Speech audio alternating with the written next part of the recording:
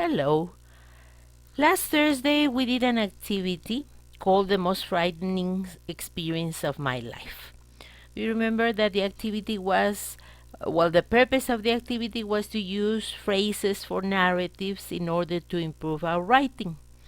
We read about Marisol's story and she called it the most frightening experience of my life, right?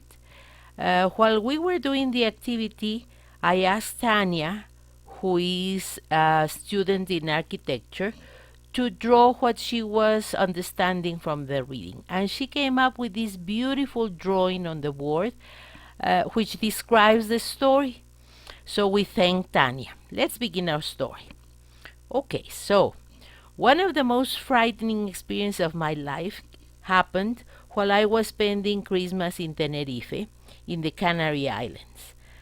My brother Jose was working there and he couldn't get any time off to come home, so I spent the holiday with him. On the last day of my visit, we decided to go up Mount Teide, a volcano in the center of the island and officially the second largest mountain in Europe.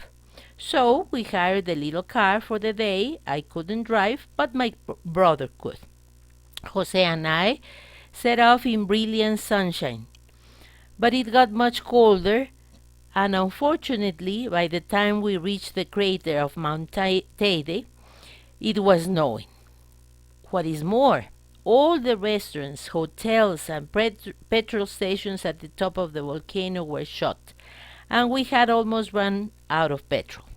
I was really worried because I had to catch the plane home that evening, and if I didn't, I would have to pay for a new ticket. Then my worst nightmare happened. Jose decided to do something incredibly dangerous. He switched off the engine of the car and freewheeled down the other side of the mountain. He did this for several kilometers, round hairpin bends on dangerous icy roads. I was absolutely petrified, but for some reason I didn't tell him to stop. The car slipped on the road, and before long, the two front wheels went over the edge. As you can imagine, we were very lucky that the rest of the car didn't go over. We sat in the car for about half an hour, not daring to move and freezing cold, waiting for someone to come past. Then suddenly a car came round the corner and out jumped three enormous men. And without saying a word, the three men surrounded the car and literally lifted it back on the road. My brother and I got out to thank them, but the three men just repeated Norway several times. We assumed that was where they came from, then got back into the car and drove off.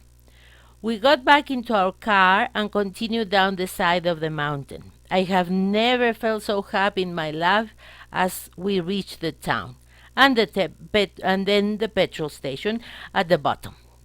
Okay, thanks for sharing this.